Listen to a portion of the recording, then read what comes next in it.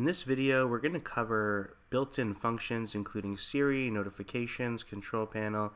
Welcome back to the Tech Couch and to our course on learning the iPad. And today we're going to be showing you the basics of the iPad.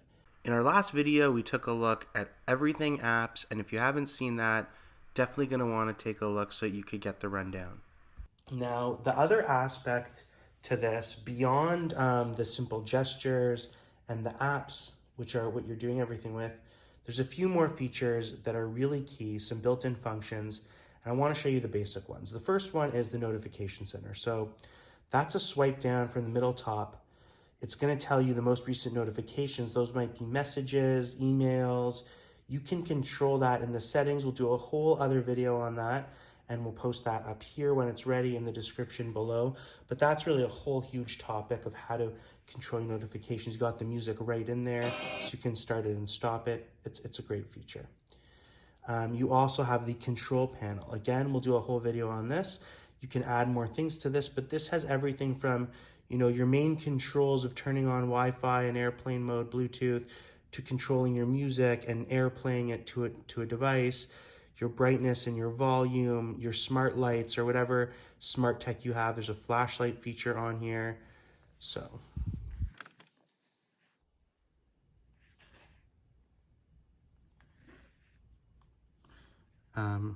probably got multiple levels of brightness.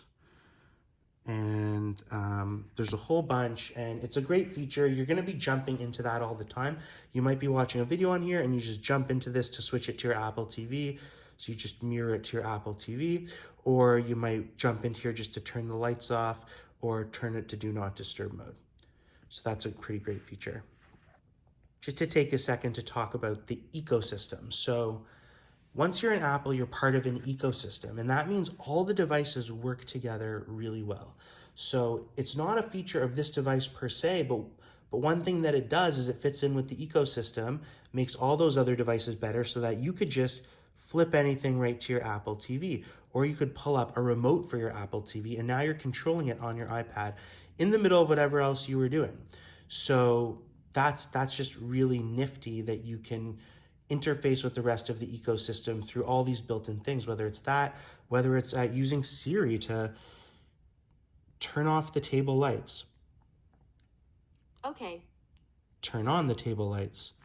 So you've got all these different lights are on. So you've got, you're interfacing with the rest of that ecosystem. I get a message to my phone, it comes here, I can answer it there, or on my Mac, or on my Apple Watch for that matter. And all these things just fit together. A photo you take here will end up here.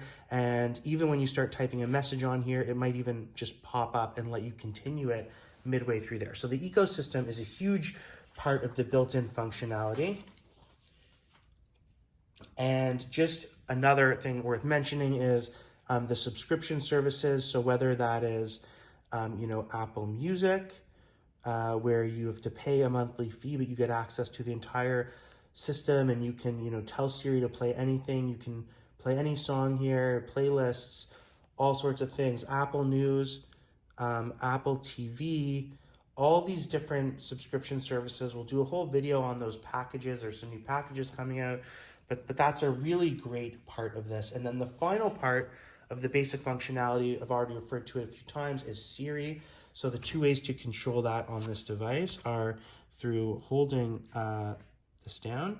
You'll see Siri activated in the bottom corner there, and you can ask Siri all sorts of different things. You can have Siri schedule events for you. The other way is to say, hey Siri. So I'm going to try scheduling a simple event.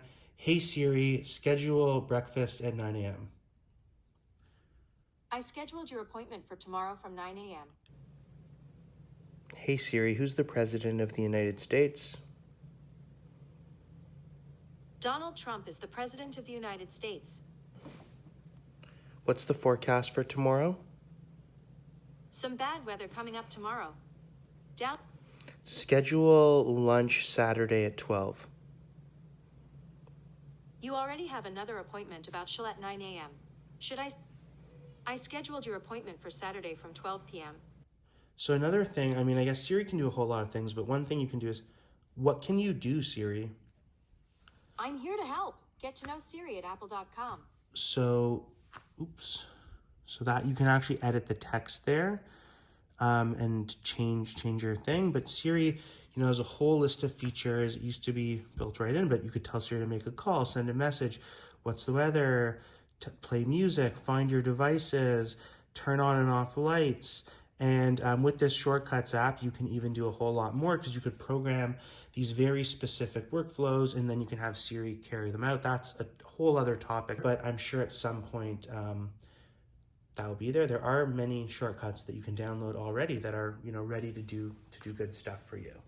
The notification bar has tons of notifications. There's some tips from iOS, some emails. You can touch and see more of those.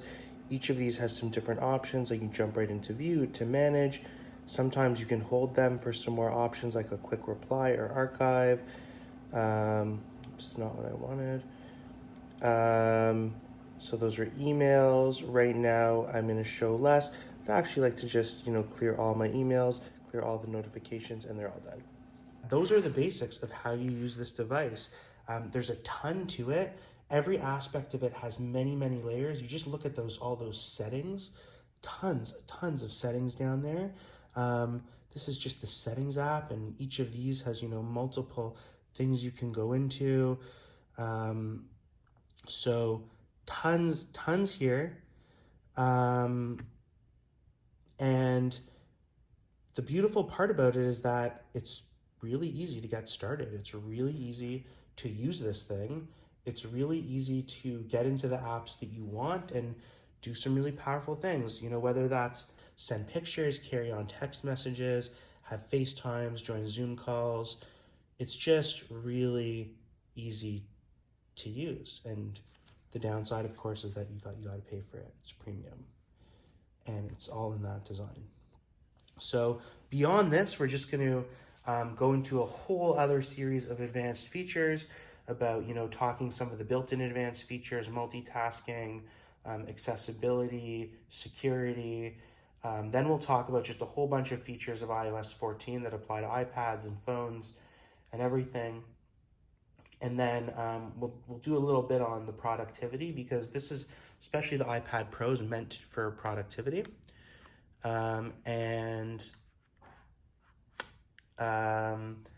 And then we will give you some of our recommended apps. So if you're interested in any of those things, check out the advanced features videos, video set, or the accessories, which we'll cover after that.